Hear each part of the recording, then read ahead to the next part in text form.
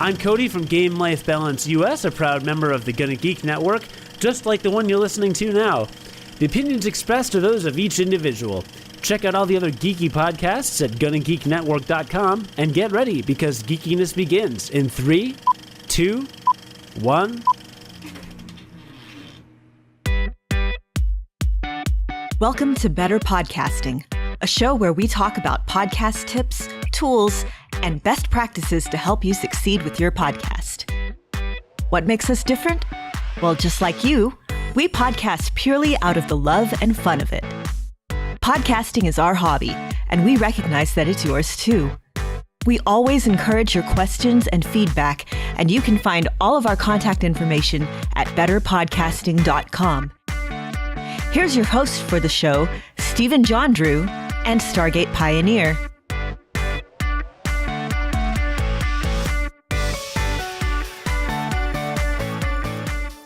Hello and welcome to episode 31 of Better Podcasting. My name is Stephen John Drew, and with me today is Stargate Pioneer. Woohoo! Any night that's Better Podcasting night is a great night. And even though we're not recording this live on our usual Friday night, I am still very excited to actually be recording Better Podcasting. And I'm still older than our podcast number. It's going to be a long time till we par that one up, isn't it? It is a couple of years at least. So, how is your week going thus far, Mr. Pioneer? It's going great. It's going to be a short week for me. As we mentioned, I am not podcasting Friday night. I have to take off and do a family event. So being a short week is always good at work, you know, when you can just think ahead and just blow it off eventually, right? Yeah, absolutely. Especially because you guys had a holiday this week. So it's like super short, right? We did. We had Memorial Day. And for that, I say, if you've served our country, meaning the United States, thank you very much. We appreciate your service. Absolutely. All right. Before we do get into the final installment in our microphone arc, I want to talk a little bit about a contest. We are giving away a Logitech C920 web camera. The contest close date was May 31st, 2016. So today we are not going to draw it, just to keep you in suspense a little bit longer. Why? Because we want to make sure that we dedicate the time that we need. And this is a jam-packed episode as it is.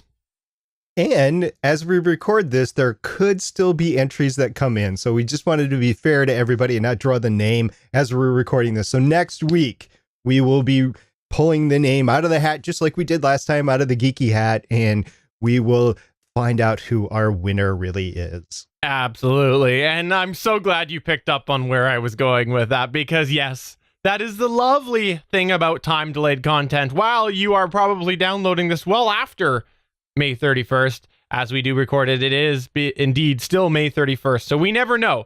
We want to make sure it's 100% fair. We like to play by the rules on the Better Podcasting.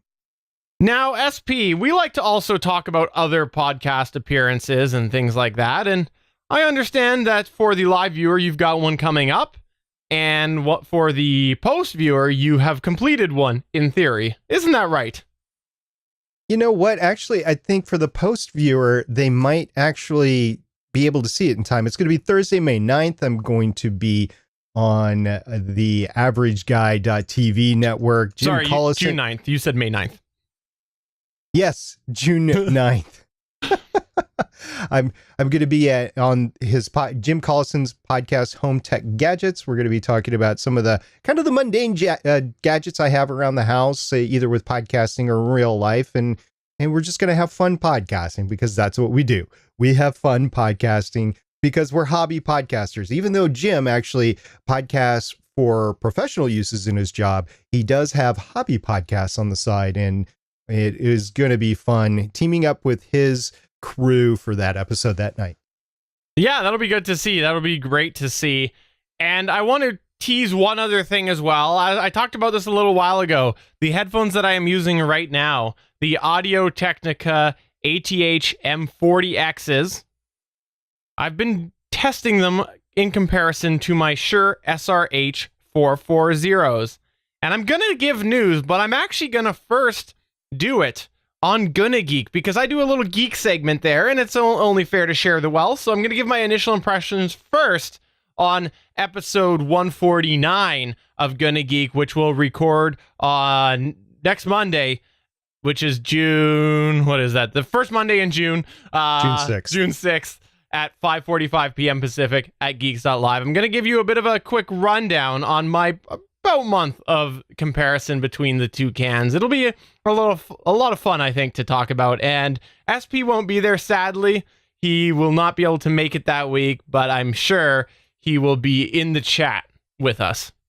If I can be, absolutely. I might be in transit at the time. So we'll just see. I'm excited to hear I'm legitimately excited to hear what Stephen has to say, because this has been something that we've both been wondering for quite some time, which ultimately is the better for Stephen, podcasting headphones, the Shures or the Audio-Technica. I unfortunately have never had a chance to use the Shure headphones. The reviews had said that you need to do a couple of modifications, so I just kind of discounted them. But in the end, it is all about both comfort and usability and how they sound and stuff like that. So we'll see which one tops out on top. And I will end up talking about it on here, and I will tease one little thing there. I learned something about myself doing the test, which was very surprising. Very surprising. Don't wear headphones in the shower. Yeah, I had to take them both back because I wore them both in the shower and they got wrecked. So there you go. Mm-hmm. Return them to the store. Figure. As you do a lot of things, actually, but we won't get into that. All right, let's talk mics.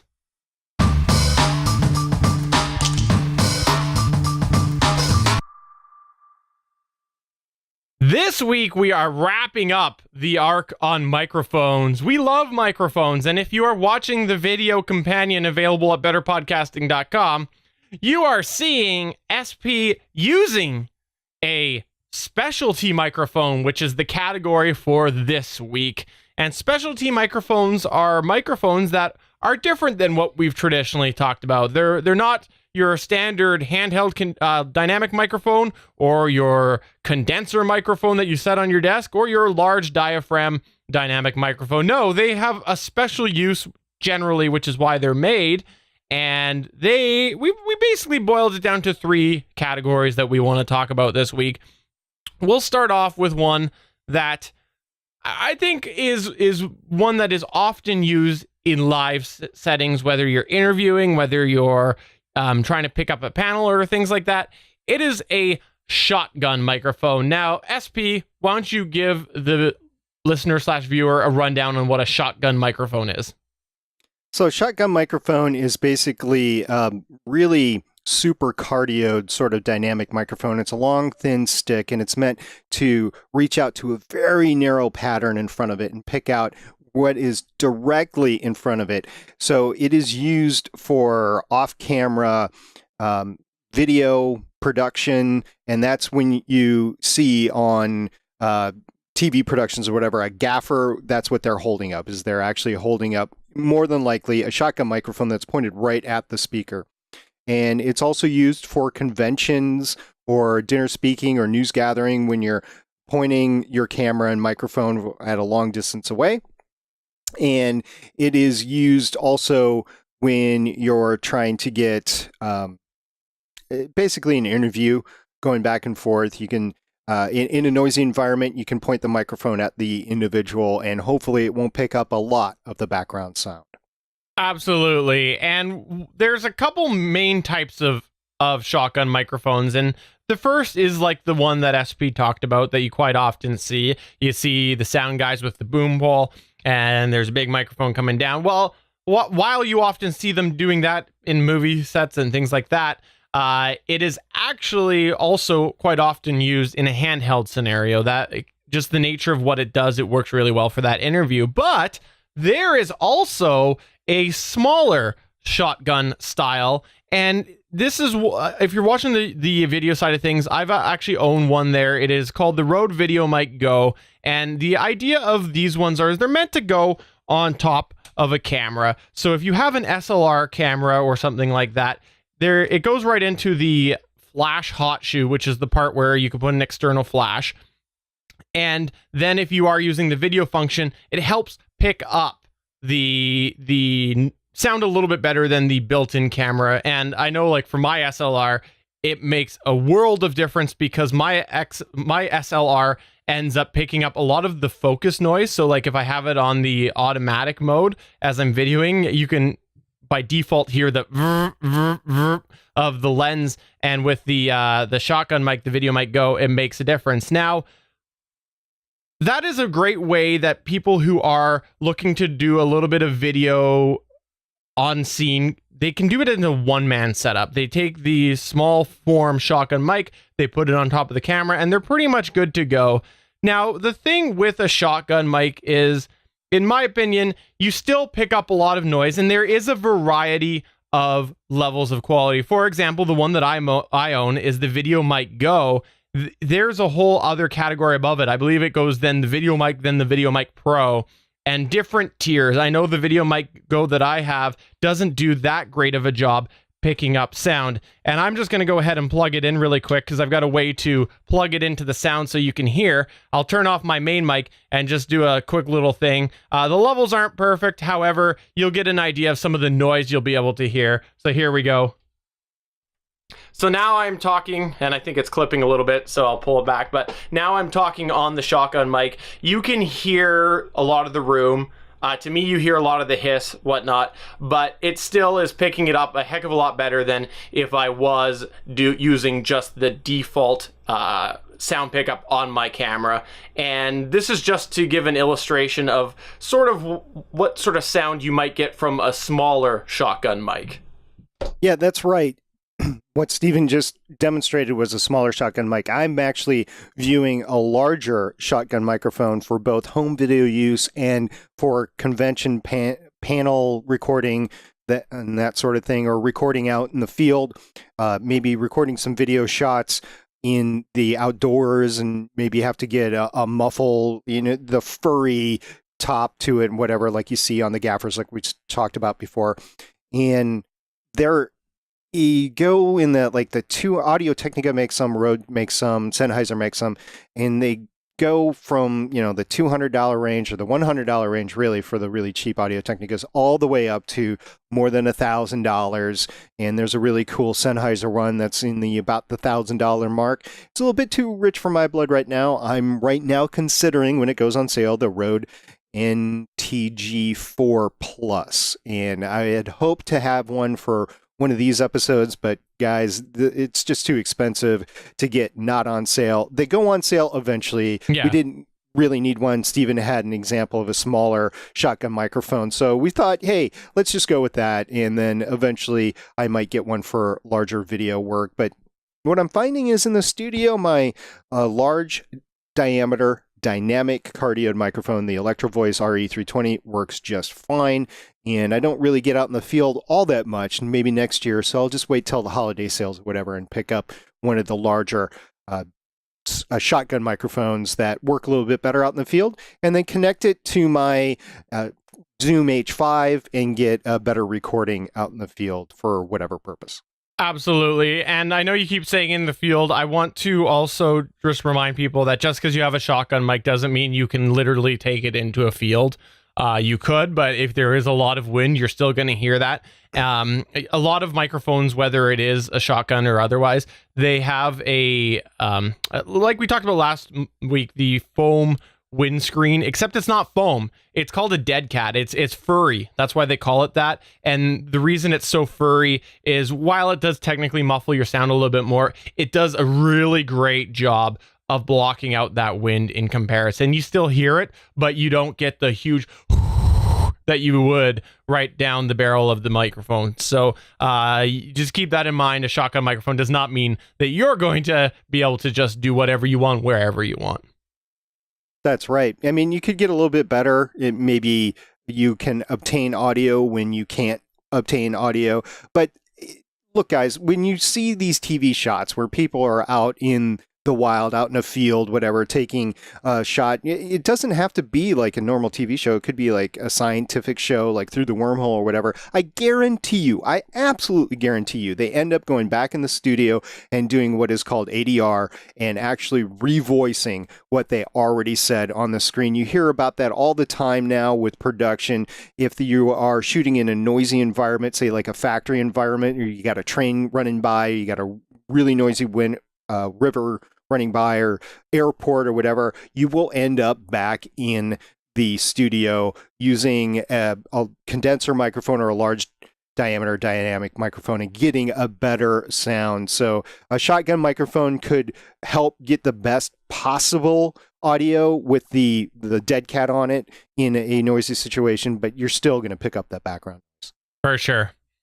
Now, the second one that we want to talk about is called a lavalier or a lapel microphone.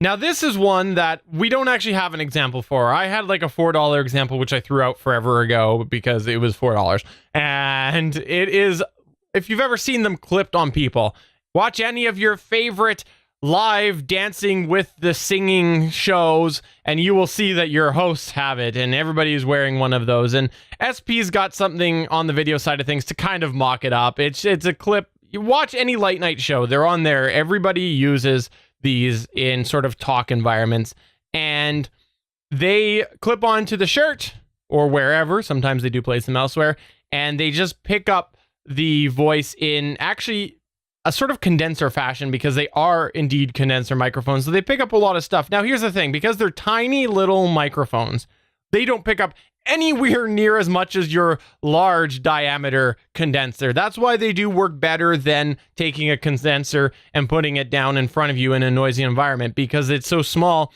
it picks up less of that noise. And these can be really handy if you've got somebody who's walking around and they're being mobile, they want to use their hands. If you're trying to clean up visual, so if you are doing a video show and you want to make sure that it does look a little bit cleaner, you can get that. They also come in a variety of colors. Pay attention to your talk shows, because I'm telling you, they use these and they come in all sorts of colors. You'll see celebrities wearing pink, that they're wearing a pink lav mic. You'll see they're wearing white or an off-white color, and they have an off-white microphone. So they do come in a variety of colors to help blend a little bit. And we did talk a little bit about these in the past, but really the other thing that's kind of nice is if you are looking to be wireless, lav mics tend to be, in my opinion, a little bit cheaper in the whole grand scheme of things for a wireless solution. Yeah, that's right. If you've seen any reality TV shows or any news shows or whatever, and you see people with square packs maybe on their back underneath their clothes or something like that, that's the wireless mic thing. And they do cost a little bit of money. We talked about it last time. And for a normal dynamic vocal mic, it could go in the thousands of dollars. And the lab mics are definitely in the hundreds of dollars, if not more. Usually don't just buy one, you end up buying a set, maybe 2 to 4 or something like that, or maybe more than that. And like churches use them too, and that sort of thing. So they do have their uses, but if you're going for an audio podcast, which that's what we're talking about here on Better Podcasting, probably not your best solution, but if it's the only solution you have, you got to go with it. For sure. And the last one that we want to talk briefly about here is indeed the headset microphone. We joked about chat headsets last week, and I know that SP even alluded to a little secret. Well, this is what SP is wearing right now. He is wearing not a chat headset, but a professional headset microphone. It is called a broadcast stereo headset, I believe. This is an Audio Technica product. I think it's the, what is it, HSA1? Am I remembering that correctly? BPHS1. Oh, okay, I made that up. So some numbers in there and letters. But yeah, he has been wearing it this entire time. And this is something that's going to give you better quality than a chat headset. This is something that is meant a couple of things. Number one, to help reduce noise, because a lot of times where these are worn are in noisy environments. You might see a lot of commentators wearing them on different sports places or different sports programs. If you do look, sometimes people are wearing this and they're in a booth that's literally on the side of the field, and they wear them because it does reduce noise, but it gives you a little bit extra quality as well. The nice thing about what SP is wearing is he's going to hold it up and you're going to see that it is two separate cables. It is different than a standard chat headset. The headset that he is using now has two professional cables on there. One is a standard XLR cable like you find on your microphone, and the other is a high quality, in my opinion, looks high quality, regular TRS cable. Yep, it's a 1/4 inch that I have actually put an adapter on to be able to use it in my studio here. But yeah, it is an actual high quality cable. So you're going to need an audio interface or a mixer to plug it in versus the chat headset that I have here, which is an older, I don't know, Microsoft Live Chat set or whatever. It's a USB. You're not going to, the microphone on this, it might look similar to the one that's on my chat headset right now, but it is by no means capable of picking up the frequency range that this studio head chat broadcast set. A chat headset is one thing. This is a broadcast headset. This is the lowest quality, by the way, that I've been able to find that's actually worth anything. It's about $200 regular price. Got it on sale for significantly less, but they go up to say around $500 with the regular ones that you see around, and you could probably even get higher than that. But these are the ones that you see when you have sideline reporters in like football, or I mean, they're sitting at a desk. These are the ones where you see the commentators at a hockey game or a basketball game use maybe not this specific brand, but they use this type of broadcast headset, and the earphones are very similar. They're not exactly the same. They have a different frequency range, but they do have the same 40 millimeter drivers as the same headsets that I usually wear, and the same ones that Steven is wearing right now, the Audio-Technica ATH M40X. So what I've found so far is it's pretty comparable. It's got the same sort of noise isolation in it that you might need in a noisy environment. But what I have found is with this particular pair, in comparison to all the rest of my microphones, it is a gain hog. It might be a bigger gain hog than the Shure SM7B. I don't know. I haven't done a side-by-side shootout, but it is in the same range. Wow. So you got to make sure that you have the gain wide up. Now, I am piping this through my second DBX that I use with the Shure SM7B settings. So you've got that. And I just turned the processor bypass off, by the way. Sorry about that, Steven. The processor bypass was on the whole time. So I just turned. I was just thinking about that now. Yeah, I'm sorry. We were screwing around that before the podcast. So now you're hearing it as it truly can be through the DBX. If you just go raw through the channel, it takes all the gain on my Mackie mixer, but you end up with a semblance issue. So once the processor is thrown on, you have the semblance taken care of, and that's what it is. I mean, you're hearing what you can get out of the broadcast chat headset right now, and you hear, if you don't have a DBX, what you heard before, what you get on that. That was unintentional. Sorry about that, but we'll just roll with it. And like we planned how we did that. But I've been recording on both microphones, and so Steven has a reference on what my Electro Voice sounds like and what this chat headset will sound like. Really, I was really excited to do this test because I just wanted to point out that your normal chat headset, when this is just the one I'm holding up, but any of them are the same, they have a limited frequency range that the microphone picks up. So you're not going to get the full sound like you're hearing from me right now. And even the full sound that you're hearing from this chat headset right now, or the broadcast headset right now, is not the same that you would hear through the actual microphone, whether it's the more advanced large diameter dynamic cardioid microphones or an ATR 2100 or AT2005. So still, our recommendation is to stick with the ATR 2100, and if you are just a person that you just need to have that broadcast headset, the cheapest one available that I could recommend would be the one I'm wearing right now, is the Audio-Technica BP-HS1. Absolutely, and I have to say, I've heard a couple of tests with this now.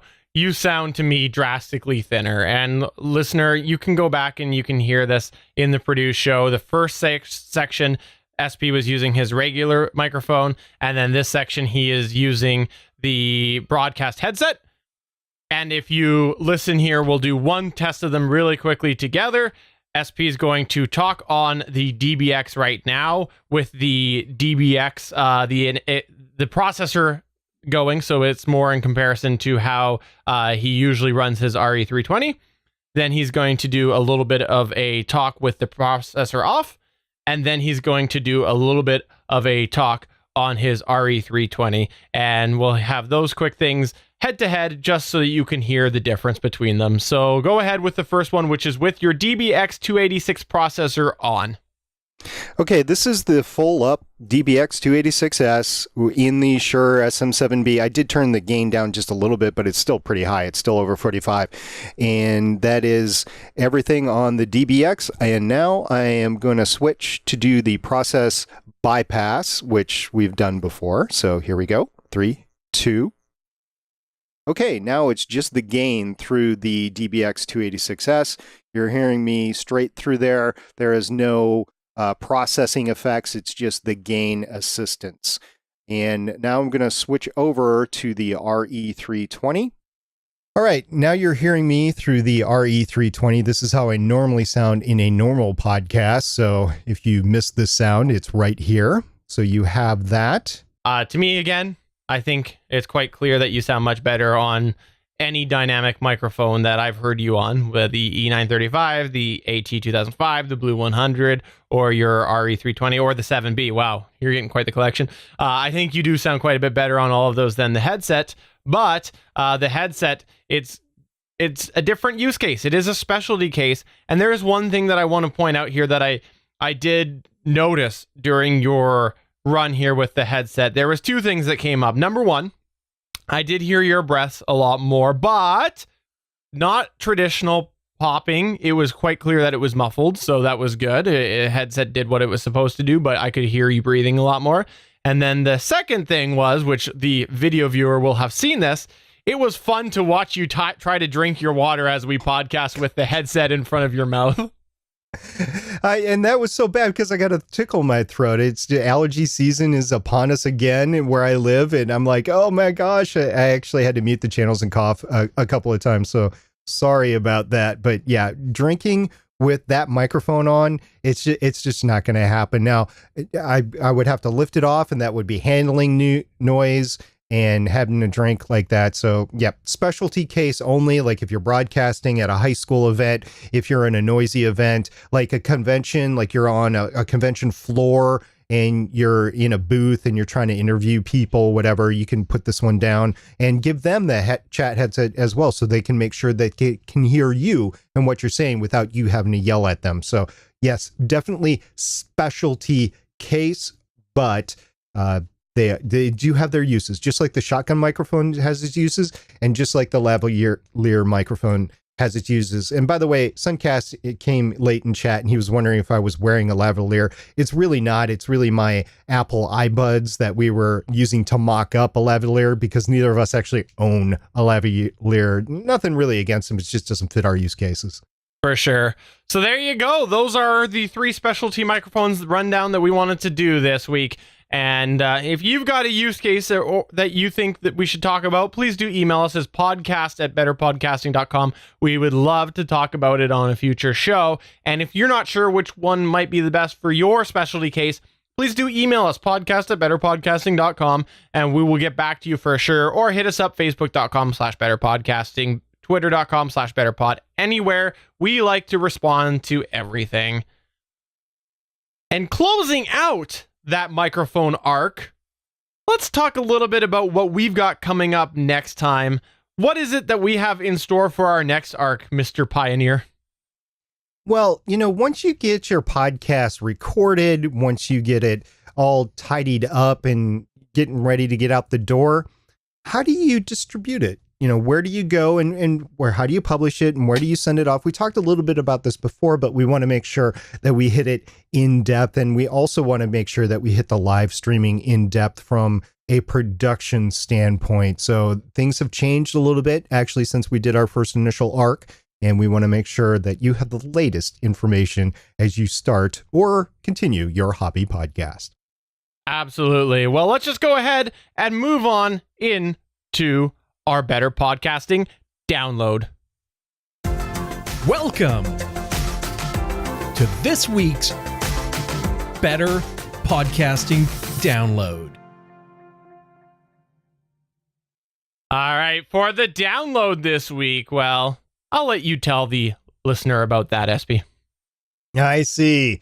So if you haven't heard already, the Podcast Award nominations are out and voting in 2016 has commenced. This is basically the People's Choice Award. So if you go to podcastawards.com, that'll bring up all the great voting categories, and it's running till June 12th, 2016. You can vote once a day, and you can vote for one of all the categories. I forget how many categories there are. There's a bunch, like 17 different categories or something like that. And there are 10 shows in each category. Choose one and vote as many times as you want, once per day. So from now until June 12th, this will be open, and vote for your favorite podcasts. Yeah, it's definitely something that is good to see podcasts still being recognized, and there's a great variety of podcasts that have been nominated. So if you do see your podcast on there, I encourage you to vote for them. And if you're not familiar with the podcast on there, my recommendation is either check them out and then vote, or don't vote at all. Don't be a you-know-what and just skew the votes. Vote for what you know. That's my opinion. That's right. There's some categories here that I have not actually listened to any of the podcasts. Some of the categories I know the podcast by reputation only, but I don't know if that's good enough to actually vote in. So I do know some of the podcasts and some of the categories, and I'm able to vote there. And it's just it's a great recognition. If you are a fan of any of these shows, they surely will appreciate your vote if they haven't asked for it already. Absolutely. Now, we also had another point here in the download that we wanted to briefly touch on, and it was some information that came out from Blueberry. Isn't that right, SP? Yeah, that's right. Now, we talked about it before. Rob Walsh over at Libsyn every other week, basically every other week now, because he splits the stats up on Libsyn's The Feed, which is their official podcast. They release stats like average number of downloads per podcast and that sort of thing, and where they're actually being consumed, what app is being consumed from, that sort of thing. Blueberry actually released on May 17th of 2016 their latest stats on how everything is consumed, and it was interesting. Mobile applications were pretty high, 42%. Desktop applications are down at 13%. And mobile web browsers. So if you combine mobile applications and mobile web browsers, by the way, at 30%. If you combine the two, mobile applications and web browsers, that's 72%. And that's pretty on par with the Libsyn stats as well. So it's great seeing these stats line up. I was listening to an episode of the Podcasters Roundtable, I believe, where Todd Cochran from Blueberry was on, and he mentioned that or maybe it was the New Media Show. In any event, he mentioned that the Libsyn stats and Blueberry stats, because they use slightly different algorithms, are about 3% off from each other. Now, I have no other confirmation on that one way or the other, but Rob Walsh didn't haggle with that at all. So there's a lot of great stats in here. There's client breakdown, 50% over. It looks like just under 50% or so is from iOS. So they're still the big boy, but Android is catching up, and Windows is pretty up there as well. So iOS is at 46%, but if you include that with Macintosh, that's 13.3%. So the two combined are roughly 60%. That doesn't necessarily mean that Macintosh is using like the iTunes infrastructure. It could be through web browsers or something like that. So there is some I wouldn't say funny things, but there are some distinctions that need to be made between the stats as well. Yeah. If you take a look at them, and there's just a lot of great stats here. What does this mean? This means that you probably should have your podcast in iTunes. Yeah. It means that Android is catching up. Android, like I said, is at 16.9% of the total downloads on Blueberry. So if you're not listed in an Android environment, whether that's Stitcher or Google Play Music or something like that, you probably should be.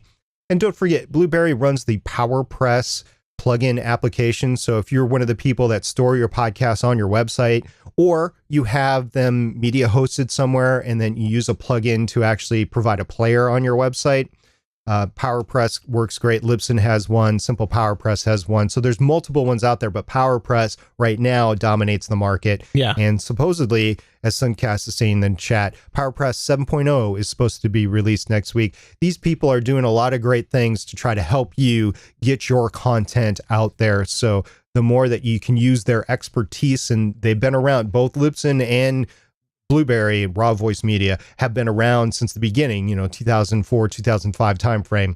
These guys know how to distribute podcasts, and I would definitely trust their infrastructure in distributing or making my content available for my audience. For sure. And you can check out all of these stats here. I'll give you a quick link. It's geeks.link/BP31 stats altogether. So Better Podcasting 31. So geeks.link/BP31 stats. Check them out there. You can see all the details. And before we jump off of this topic, I just want to say here that to me, looking at this compared to some of the other things we've talked about before, very clear that every stat service that's putting it out, it does appear that we are headed in the direction and quite rapidly where desktop playback is definitely down and mobile playback is up. That is just clear across the board, no matter who's talking about stats. So it's not in this report, but I've heard Todd and Rob mention before that if you look at the time consumption of the podcast, desktop consumption is up during the work day, wherever that happens to be. So obviously people are listening to podcasts as they're sitting down at their work computer, but off hours, it's more mobile devices. So they're listening in their cars, in their commutes, on their family vacation trips, on airplanes maybe, and that sort of thing. So podcast stat measurement is not an exact science. They do the best that they can, and I think that they do actually quite a better job overall.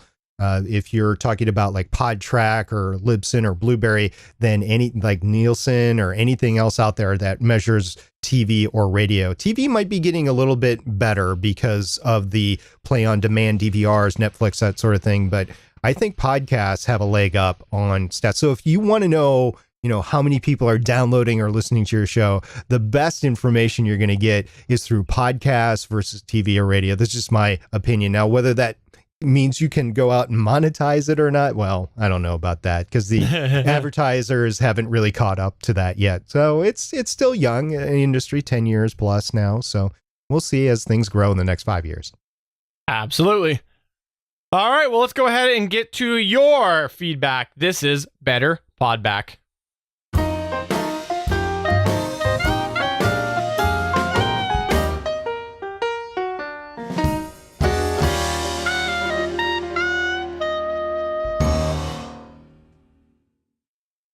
All right, so in Better Podback this week, it's short, it's sweet.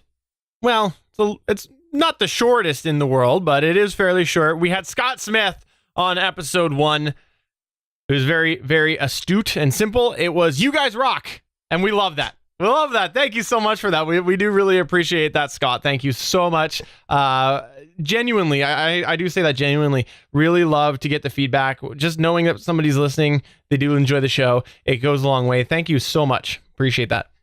Yeah, that was great. That came in late one night after we had, I believe after we had recorded an episode or maybe the next day or whatever. They were like, yeah, that's fun.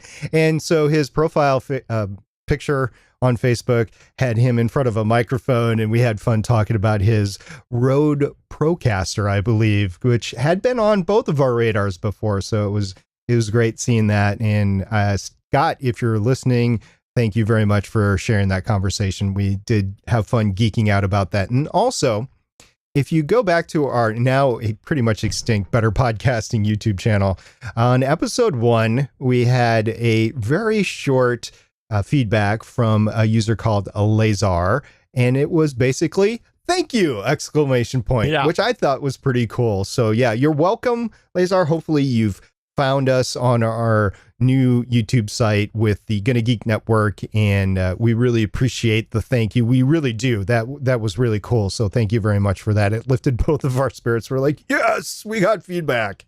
Absolutely. And What I'll do is I'll set up a short link here, and we'll post it on the site. We're going to make it geeks.link/better podcasting videos or video. I'll send them both up, and that will go directly to the playlist on the Gonna Geek YouTube channel so that you can easily find us. geeks.link/better podcasting video or videos, either one will work. And then you can check us out there because we do post the videos now to the Gonna Geek YouTube.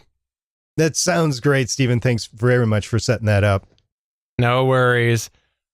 But I do think that is finalizing this episode. Now, I know that for this last part, you ended up going back to the 320. I think we should take a moment here to have you decompress and debrief a little bit. After using the chat headset for 45 minutes in play, what do you think? How are you feeling about it? Will you use it again? What's your thoughts? I probably won't use it again in the studio, but the earphones are pretty good for podcast studio monitoring, and I'm not sure I like the sound or not. I mean, it had to be modified with the DBX. Well, so does this, but I mean, the semblance on modified was just I cringed, and that's why I got the DBX to begin with, to take out that one of the main reasons, anyways, was to use the de-esser. And yeah.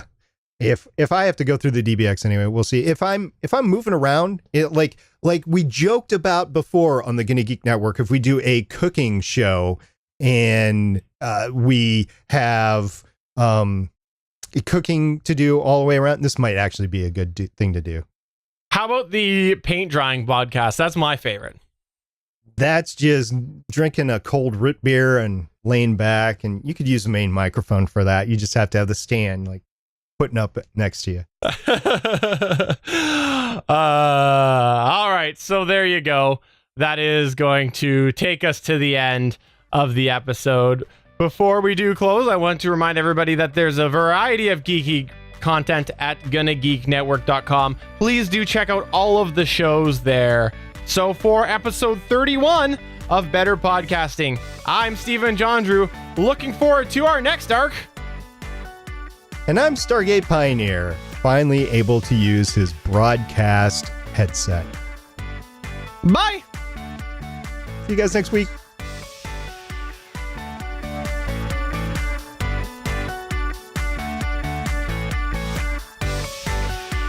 Thank you for listening to another episode of Better Podcasting. We want to hear from you. You can find all of our contact information at betterpodcasting.com. If you like the show, please consider giving us a 5-star review in iTunes. Thanks for listening, and we will see you again next week.